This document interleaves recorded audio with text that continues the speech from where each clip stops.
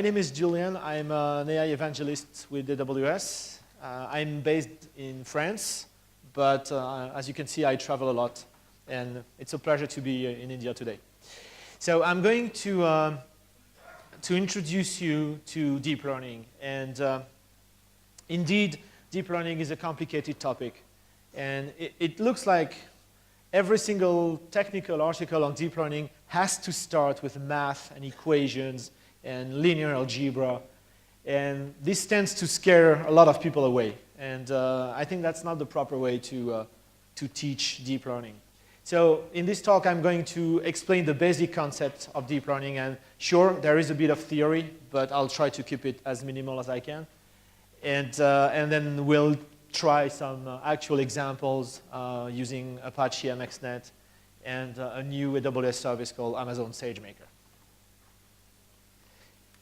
So, as I just said, we're going to look at a quick introduction to deep learning.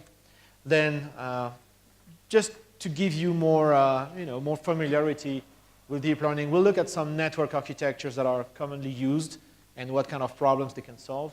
I'll share some open source projects that use MXNet and deep learning networks that could be of interest. And then we'll try and do some demos, okay? And of course, I'll share some resources. And I will share my slides on Twitter after the talk. So you can just go and grab that, okay? And everything will be in there, including the code, the link to the code that I'll use. So what is deep learning? So deep learning is a subset of machine learning that uses a specific technology called neural networks to learn behaviors, to learn patterns from data sets, right? So in traditional machine learning, data scientists have to build features. They have to extract variables from a data set, and these features will be used to train a model. With deep learning, things are a bit different. Most of the time, we're not going to do feature engineering. We're going to use raw data, throw it at a neural network, and let it learn. Okay? So what's a neural network anyway? Let's start with explaining what a neuron is. So a neuron is a mathematical construct trying to mimic the biological neuron. Hopefully that's not going to fail. Yep. And a neuron is basically a set of inputs, okay, which are just numbers, floating point numbers. Each input has a weight associated to it. And the first thing that we're going to do is to run that multiply and accumulate operation, which is just taking each input, multiplying it by its weight, and summing everything. Okay? Multiply and accumulate. So that will give us that U value, the raw output from the neuron. And that's, again, that's a floating point number. As you can see, this function here is a linear function. Okay? So if you have weights, if you have fixed weights, and you just change the inputs, the result will vary in a linear fashion with respect to the inputs. And that's not quite what we want, because if you think about the biological neuron, and I'm not a brain expert at all, just happy to have a brain, that's all. Biological neurons have a pretty simple behavior, right? If they're activated enough, if they're stimulated enough by the inputs, they fire, right? If they're not stimulated enough, they don't fire. So there is a threshold there, okay? There's a limit beyond which nothing happens, above which something happens. And so that's a non-linear behavior. And that's not quite enough, right? To model a neuron with this linear function, that's not enough. So that's why we need to add this activation function, which is another mathematical function. And the purpose of this function is to introduce non-linearity. It's to introduce a threshold that will let a neuron fire or not. So we have a number of different activation functions. This is straight out of Wikipedia, so you can go and check that out. The one that's currently used today is the bottom one. It's called ReLU. And as you can see, it is a non-linear function. So if the input to ReLU, which is that U function, is a negative value, then the output of the neuron will be 0. So the neuron is not activated. If the input to the activation function is a positive number, then the output of the neuron will be that exact positive number. And this is what we want, right? We want a clear threshold, and before that threshold, nothing happens. The inputs are not enough to trigger the neuron. Above that threshold, 0 in this case, the neuron actually activates. And if it is highly activated, right, if that U value is a very large positive number, then the Y value, the output of the neuron, will be that same large positive number. So there's no limit to the activation that the neuron could actually generate. Okay? So that's what a neuron is. So one single neuron is not very useful. They become useful when we put them together and build layers. So this is probably the simplest neural network you could build. So we still have an input layer. We have an output layer where we will read results. And in the middle, we have what we call a hidden layer. And in this case, it's fully connected, right? As you can see, all the inputs are connected to all the hidden layer neurons, which are themselves connected to all the output layer neurons. It's a fully meshed network, okay? So this is the simplest you could build. So how do we use that? How does that work? So of course, we need data, right? You've all heard about training neural networks. So we need the data set, and the game will be to train the data, to train the network, so that when I present a given input, right, a given sample, I get the expected result on the output layer. Okay? So let's suppose we want to train a classification problem. Okay, so we have a data set with a number of samples. So each line in the X matrix is the sample. And each sample has a label, okay, which is, for the sake of this discussion, a numerical number, okay, a numerical value between, let's say, 0 and 10, for example, 0 and 9, 10 categories. Okay, so again, what we want to get here is if I put that X1 sample, the first line, if I put it on the input layer, okay, I will predict correctly that label, the value 2 for the label. Okay? So once again, samples are lines, and columns are features. Okay? So features could be anything, right? They could be values, numerical values that you want to predict. They could be categorical variables to which you assign numbers. They could be pixel values if you worked with images. It doesn't really matter what they are. Okay? So as you can see, we have a small problem here. The labels are integers, right? And the output layer is, has many neurons. So how could we actually predict here? It's not really clear where that value, 2, 0, 4, etc., where should it be on the output layer? So actually, we're using a technique called, oops, sorry about that, one-hot encoding. Okay, it's a popular technique in machine learning, where we're going to transform those labels into a vector of bits. Okay, and if we have, let's say, 10 categories, that vector will be 10 bits. And we set to 1 the bit corresponding to that integer value. Okay, so in this case, this label here is 2, right? We said we had 10 categories, so we will have 10 bits here. And we set bit number 0, 1, 2 to 1. Okay? Here, the label is 4. So 0, 1, 2, 3, 4. And all the others are 0. So what's the point of doing this? This is actually very useful because now we could actually see each of these numbers as the probability that the corresponding sample belongs to a certain category. So for example, that X1 sample, the first one, has 0% chance of being category 0, 0% chance of being category 1, 100% chance of being category 2, etc., etc. So this one-hot encoding technique, it lets us define how many categories we are and what's the actual probability here, of course, 100%, then a sample belongs to a category. So now, when we present the samples on the input layer,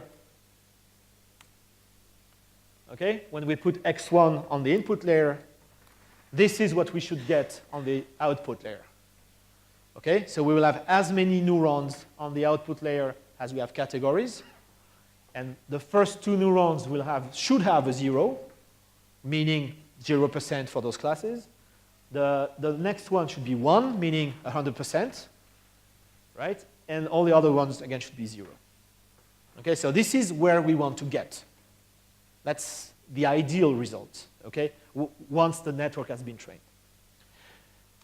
Okay, and we'll measure accuracy, which is, of course, correct predictions divided by number of predictions. That's the metric that we're looking for. Initially, obviously, this is not going to work like that. Initially, the network is random. All the weights associated to these connections are random values. So prediction is not going to work at all. Okay, we're not even going to get 1 and zeros. We'll get completely random values in the beginning, okay? Because the network has not been trained. So whenever we predict a sample, we get something different than the expected label.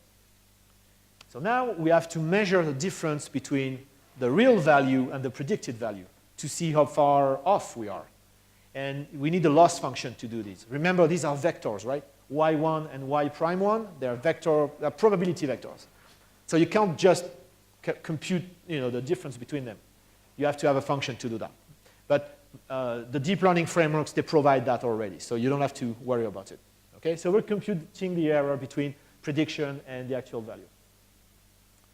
In fact, we're not going to do this sample by sample because this would be really slow. Imagine you have 10 million samples. This will take forever. And to speed things up and help training work better, we're actually working with batches of samples. So typical values are 32, 64 samples. So we push 64 samples one at a time through the network, and we add all the individual prediction errors for these samples, and that becomes the batch, what we call the batch error, so the prediction error for this batch. Okay, and this is how we're going to work, batch by batch. Okay, we're not going to change weights for every single sample. We're going to push a batch, look at the error, and then make some adjustment. Okay. So the purpose of the training process is one thing and one thing only, and you don't need equations. You don't need any equations to understand that. That's my whole point. What we're trying to get to is from a random network, we want to get to the weight values that minimize error for the data set. Okay, because if that loss function is minimal, then it means we're making very, very little errors or possibly no error at all. And that means our predictions are correct. Okay, so that's what we want to do. Adjust weights in a way that loss is minimal. So the training process works like this. Like I said, we use batches. So we'll take a first batch, push it through the model, use an algorithm called backpropagation.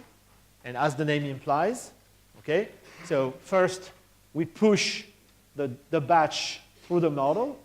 Okay, it's called forward propagation. We measure loss for that batch. And then we run backpropagation going in the opposite direction. And backpropagation is going to adjust weights layer by layer in a direction that we know minimizes error. Okay?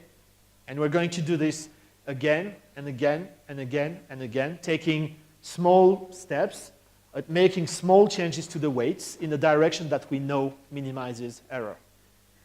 Okay? And we keep doing that, batch by batch, until we get to the end of the data set. Okay? Once we're done, okay, and we call that an epoch. An epoch is going through the data set once, batch by batch. What do? Well, we continue doing that. Okay? So we restart from a new epoch, and we do that again and again and again. And we train for 10, 50, 20, 100 epochs. Okay?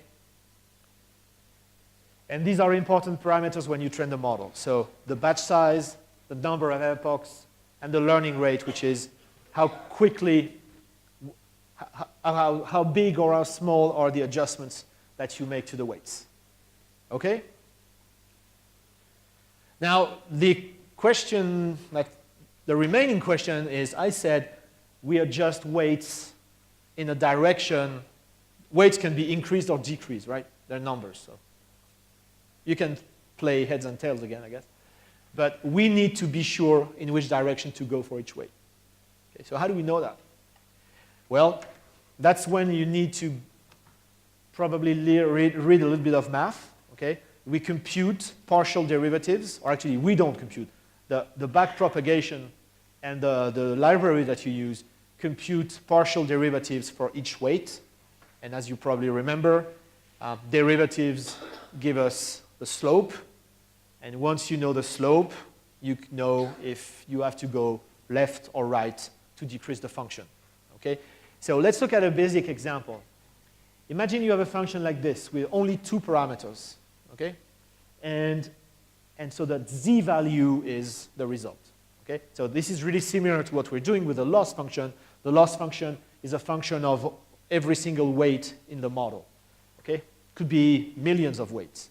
So it's impossible to reason in these dimensions. So let's look at a basic example.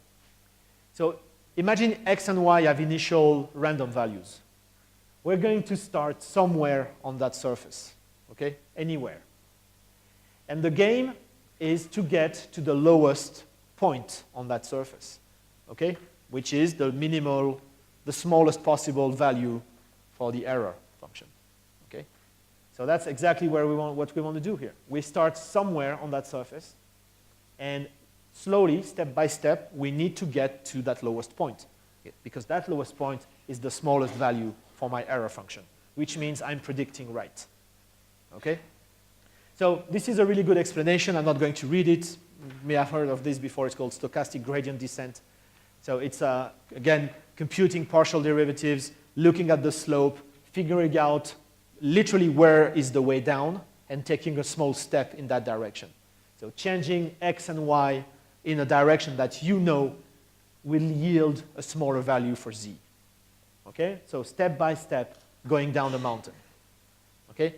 But again, this is a basic example with 2 dimensions.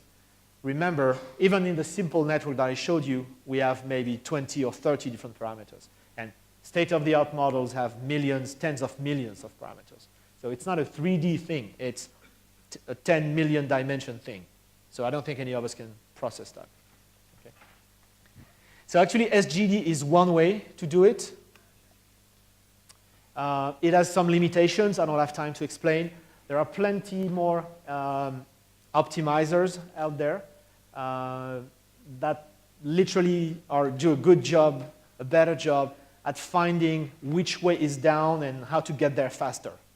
Okay? And they have weird names like Adagrad and Ada Delta and et cetera, et cetera. And you'll find those in your deep learning frameworks. Okay? So it's important to read a bit about them to understand in which case they might be useful or not. Right? And as you can see, in some cases, this is called a saddle point because it looks like a horse saddle.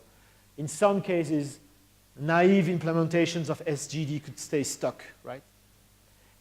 And those other algorithms, they know how to break out of those conditions and speed, they literally run down the slope and get to the minimum much faster, which means your training time is going to be decreased, right? So this is fine, and if that works, we're going to get to interesting weights that minimize error. But how do we make sure? How do we make sure? So as usual in machine learning, we're going to keep a part of the data set, and we call that the validation data set, and it's not going to be used for training, right? So it's not involved at all in the training process. We're going to use this to measure how well the network does on new samples. Okay, so literally at the end of each epoch, we're going to run those samples. We're going to predict those samples with the network. And we're going to look at accuracy, and hopefully that goes up too, right? And this gives us a sense that even on samples that the network hasn't seen, we can still predict correctly, which is what we want, right? Because you're going to use your real-life samples to predict, not your training samples. Okay? So your network needs to generalize to samples that it hasn't seen. So this is what you should see if you plot that stuff. So you should see training accuracy going up very quickly in the beginning and then plateauing like this. And it will get to 100%. If you train for long enough, if you have enough data, it will get to 100% for sure. Okay? And the loss function will get pretty much to 0 as well. So that's fine. It means your network is learning. But how well does it do on new samples? So that's what validation accuracy will tell you. If you train long enough, you'll probably see something like this. Right? Initially, it's all fine. Okay? And then at some point, it drops and never recovers. Okay? This is called overfitting. It's very bad because it means the only thing that your network can predict is the training set. It learned the training set too well. Okay? And that's a bad condition because what you want, again, sure, you need to train, but you also, what you really want is the network to work with samples that it hasn't seen before. Okay? Generalization. So if you drop like that, it won't work. Okay?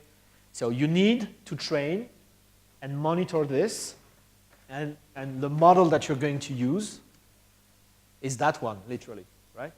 So you need to save the model after each epoch, because you don't know when this condition is going to happen. So you need to save the model after each epoch, and once you've trained, you look at those graphs, and you pick the right model, right? You pick the one with the highest validation accuracy, because this is the one that will generalize best, okay? So if you need another definition of deep learning, that's a good one. What we're looking for is we're looking for a minimum value for loss that generalizes well, and if you can find it faster with a better optimizer, for example, and if you can find it consistently, because you will train again and again and again, then that's really good. Then it means you have a really efficient training process. Okay? Clear? That's it. You know deep learning, right? That wasn't so painful. Shall we dance now? No, just kidding. Okay, so let's look at some examples. Okay, and literally, okay, I didn't take any shortcuts. Of course, you should read a lot more about these. But if you understand this, those basic principles, if you know how to use them in deep learning library like MXNet, TensorFlow, Caffe, Keras, whatever you use, you can do it. That's it, right? Sure, if you want to invent a new optimizer or if you want to invent a new neural network architecture, yeah, it's more work, okay? And I can't do it, and I don't want to do it, and other people do it. So what I want is I want it to be, as a developer, I want to be able to understand this technology and to use it in my projects. And if some parts are a black box, I don't care, okay? Because I understand the general principles, okay? And that's what you should start with.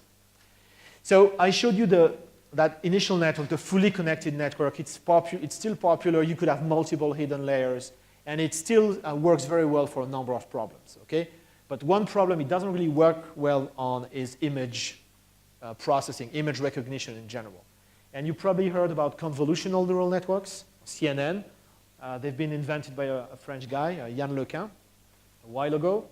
And these networks are kings, right, when it comes to image classification and image processing in general. So they rely on a mathematical operation which is called convolution. I don't have enough time to explain it today. In a nutshell, what convolution does is you start from the image itself, right, in 2 dimensions. And by applying filters, small filters, you repeatedly shrink the image while keeping the important information, right? And as you can see, we shrink the image. It still looks a bit like the original image, but as we go deeper and run convolution again, it starts looking completely different from the original image. And at the end, we get to those tiny, in this case, 5 by 5 pixels images that look nothing like the original image, and yet, by applying a simple classifier, just like the one you saw previously, the fully connected network, we are able to predict correctly those images. Right? That's a very simple convolutional neural network, but that's the general idea. Right? You shrink the image, you learn how to extract the important features, and at the end, this is what you classify on. Okay. And that's the basic idea. Okay, you can find a very nice explanation in detail at this URL, and there are plenty of good tutorials out there. So these are really the kings when it comes to image processing, and you can do stuff like this, for example. Okay, these are GitHub projects which are MXNet implementations or state-of-the-art networks. So these are called single-shot detectors because they detect all the objects in an image. This is the RCNN architecture, and that other one is YOLO, which means you only look once, which is a good name for an image detector. And you can actually go on GitHub and grab those models. They have pre-trained versions that you can literally grab and integrate in your apps. The next step is segmentation. So finding the exact outline. This is important for autonomous driving, for example. Okay, and this is, again, an MXNet implementation of a state-of-the-art architecture. And that company, Too Simple, is actually an AWS customer. And guess what? They build autonomous driving systems. You could do advanced OCR like this on super, weird and fonts and distorted characters and very fuzzy images work too. Again, this is MXNet based. You could do face detection. Okay, we have in AWS called Amazon Recognition to do this, but if you want to train and use your own version, you could do it. Again, MXNet based project, face detection plus feature extraction. Here's another fun one. It's called pose estimation. It detects the pose of the human body in real time on a video stream. Okay, so you can stream that. You can probably see it on the top corner. It's 10 to 12 frames per second. Again, this is an MXNet implementation of that architecture. Okay, so all of these are CNN based. Okay,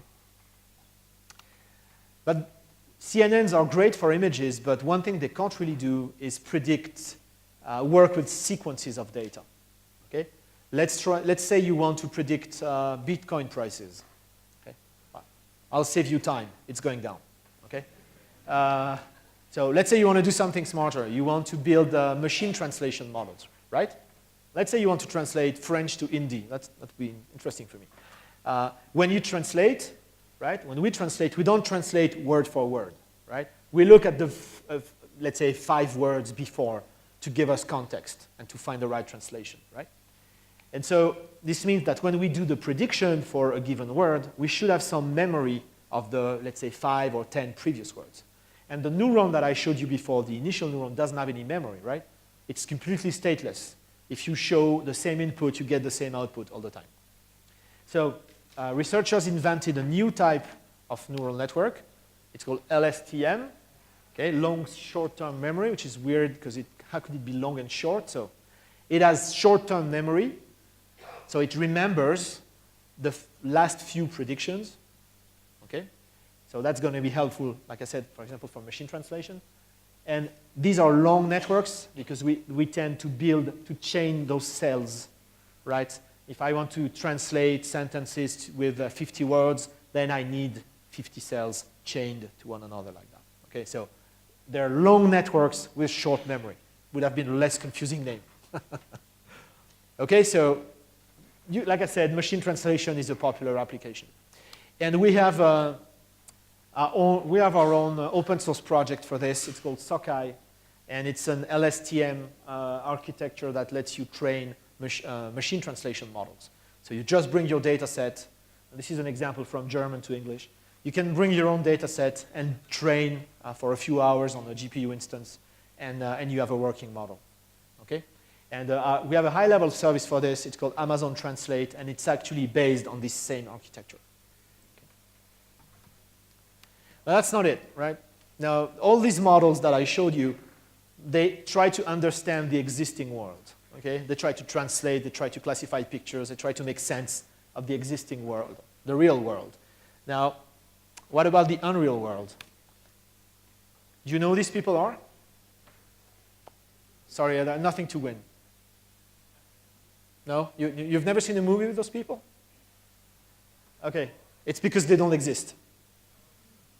These people do not exist. These are not people, they are generated pictures. Okay? So this architecture is called GAN, Generative Adversarial Networks. So you start from a data set, and there's a data set called a celebrity data set. And that's why they tend to be good-looking people, because it's mostly movie stars and so on and so on. And using that GAN architecture, the network will invent, literally invent. So it's not cutting and pasting. So it's not the Brad Pitt's nose and Tom Cruise's ears, and it's not a Frankenstein monster like that. It's generated. It's really generated to be similar to the original pictures in that data set. So it's a bit crazy, right? Remember when you were 5-year-old? Yeah? Oh, it's not so long ago, right? For me, yeah. But, okay. We used to do something like this, right? Cars and trees and people and the road and then fancy colors, okay? Well, deep learning researchers, they're not 5-year-old, but they still do that. And seems like a good job. And they call that a semantic map, okay? So by providing this to a trained model, a model that has been trained to understand, the world, you can generate this. Again, this is completely fake. It does not exist.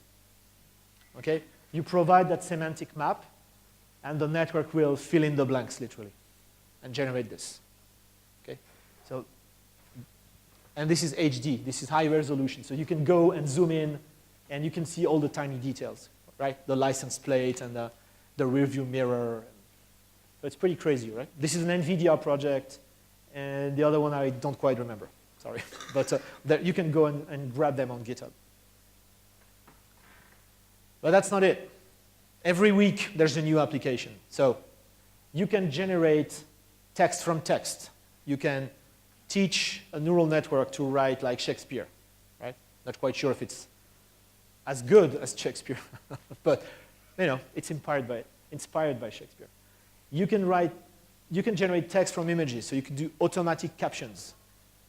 You could give a picture to a neural network, and it will tell you, I see a red bird and a yellow flower. You can do it the other way, which is crazy. It's this example.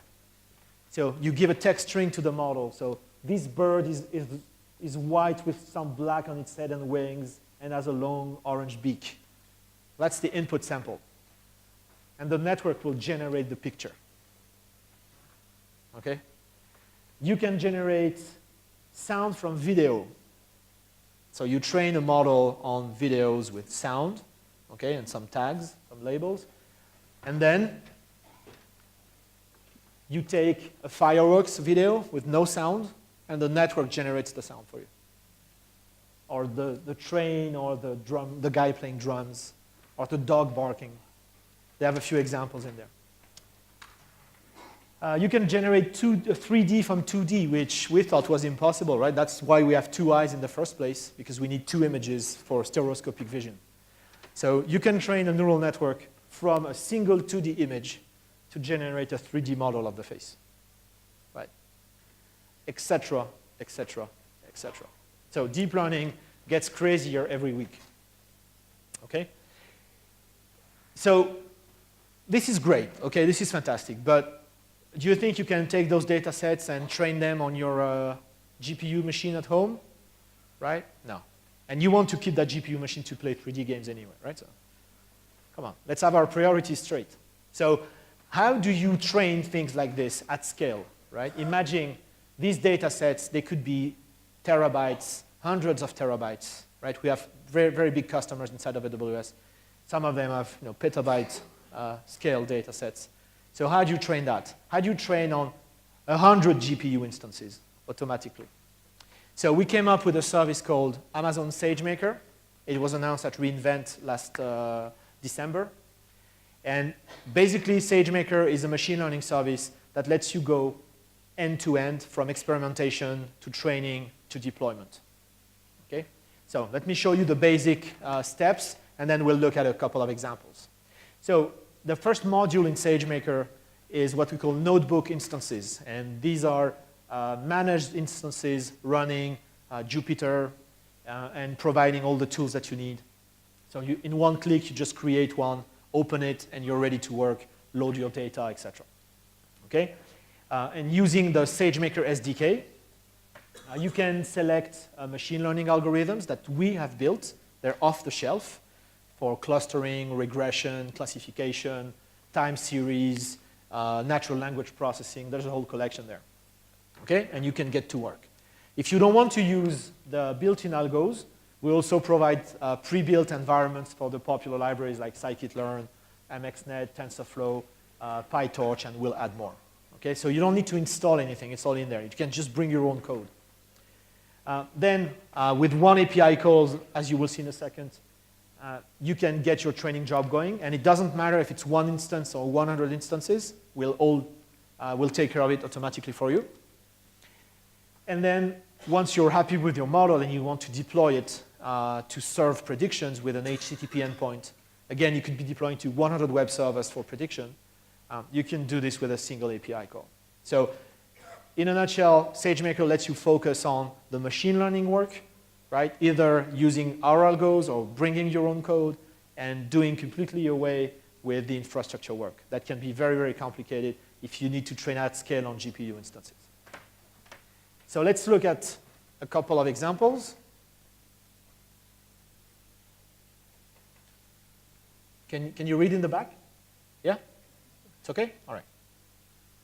Okay, so this is the SageMaker console, but nothing to write home about. So let's jump directly to maybe this example here. Yep. Okay, so here I'm on the notebook instance. Okay, so it looks like Jupyter because it is Jupyter. So again, nothing surprising.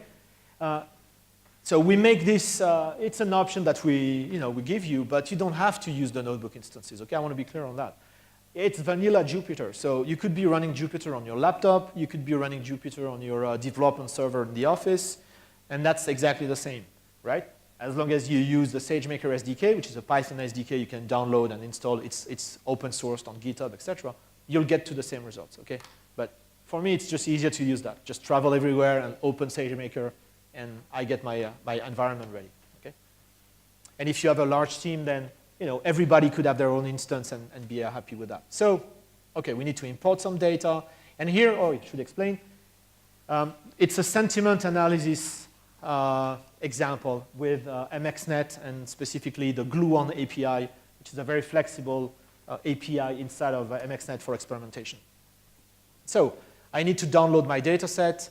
It's a movie review data set, okay? And they're classified as positive or negative, and that's what I want to learn. So I download them from the web to my instance. I need to put them in S3, okay? Hopefully everybody's familiar with S3. If you're not familiar with S3, S3 is where the internet stores their stuff, right? Yeah, pretty much. Good definition. It's our storage service. And I need to upload my data set over there because this is where SageMaker is going to pick the data up and train, okay? Okay, so it's an MXNet script. So actually here, I can bring my own script, okay? It works exactly the same with TensorFlow if you guys like TensorFlow. So you have your own script. You design that. You build that maybe on your laptop or anywhere it comes from, doesn't matter. So we're going to use that thing as is. Okay? We're just going to put that thing in SageMaker and ask SageMaker to use this training script to learn our data set. Okay? So yeah, we could go over this, but yeah, probably tomorrow I have a workshop and we'll go into the code and the APIs of MXNet in more detail. And I just want to focus on SageMaker for now. But just keep in mind, this is a vanilla MXNet script. It could be a vanilla TensorFlow script or vanilla scikit-learn script, whatever you wrote or your team wrote. And the only thing that I want to do really is this. Okay, so I'm using the SDK. I'm creating that MXNet object, passing the script as a parameter, asking for 4 instances in this case. But again, it could be 1, it could be 100, same thing. The instance size, so C4 to XL, which is one of our instance sizes inside of AWS. And then some parameters for that training job, okay, which are the ones we saw earlier, the batch size and number of epochs and learning rate and a few more things. And that's it, okay? And to fire up the training job, this is the only thing I need to do, fit. And so what this does is it's going to create those 4 instances, deploy the MXNet environment to those, and we use Docker containers for that. All the activity in SageMaker is based on Docker. It's quite invisible, so you don't have to know the first thing about Docker to use it, unless you really want to customize things. But in most cases, you really can ignore Docker. Okay? It's going to configure the training job with the parameters that we just set, point it at your data set in S3, and then you just wait for a bit. You go and have coffee, right? Or tea, if you like, or beer. Okay? And you can see the training log here. And we have 4 instances, so we have 4 very nice colors. Okay? Makes me wonder if I had 100 instances, would I have 100 different colors? But that's a nice blog article to write, I guess. Okay, so after a bit, we get to the end of the training job. Okay, so happy with that. The model is saved into S3, and now I want to deploy it. Okay, and the only thing I have to do to deploy it is this. Okay, please take the model and deploy it to one C4XL instance. That's it. Again, this will fire up one instance, deploy the prediction container for MXNet, load your model in there, create the HTTP endpoint, etc. automatically, and you can start serving predictions right away once this is complete. Okay. Compare this to how you would do it manually. This is much easier. And of course, now we can run some predictions. So here I'm using the SDK to do the predictions. Once again, this is an HTTP endpoint. So you could literally call it from anywhere, right? You could use curl, you could use your whatever language you guys use, right? Just an HTTP call. And I see some examples, you know, so some reviews, and well, it seems to work, right? 1 is positive, 0 is negative. Job done. Okay? So this is just one way of using SageMaker. If you want to know more, again, we have the workshop tomorrow, but I'm afraid it's already sold out. But I'm going to share some resources. Really quick, remember we have built-in algos. So if you don't want to write MXNet or TensorFlow code, if you want to do, let's say, linear regression at scale, or if you want to do time series at scale, you can go and grab one of the existing algos to do that. And it works quite the same. You don't use that MXNet object. You use something else, but similar ID. And at the other end of the spectrum, if you're super advanced and you want to use a fully custom training code and a fully custom prediction code, right? You wrote your own prediction code in super optimized C++, right? And that's what you want to use. Well, you can build your own Docker container, push it to SageMaker, and use the exact same APIs to create the training infrastructure and the deployment infrastructure. Okay? All right, so as a conclusion, so you will find those demos on GitHub. There are as well plenty of sample notebooks on inside of SageMaker. So just go and look for the documentation and the sample notebooks on GitHub. You'll find them. Okay. Some resources. So the high-level pages for the machine learning services at AWS. The high-level page for SageMaker. You'll find some customer use cases if you're curious what people do with SageMaker. This was really a technical talk today, but we have customers for this, of course. The AI blog, if you're curious about the more technical side of things, code examples, customer stories, new product announcements, blah, blah, blah. It's all in there. This is probably the better way to get into MXNet if you're interested with the Gluon API. One of my colleagues wrote a full book. It's online on deep learning. And it takes you through the deep learning concepts in general. And then it shows you how to implement them with Gluon. And I really recommend it to everybody. If you're a beginner, this is a great way to get started. If you're more advanced, I'm sure you will still learn some stuff. That guy has done a really brilliant job. And this is a video that goes through the different ways that you can use SageMaker. So built-in algo, bring your own code, bring your own model, bring your own container. Seems to be quite popular, so happy to help you with this. Okay? And once again, I will post this stuff on on Twitter, and if for whatever reason you don't get those, just ping me later on, okay? All right, I'm done. I want to thank you very much. I want to thank AI Dev Days and CodeOps for inviting me. It's great. It's my first time in India, and I love it.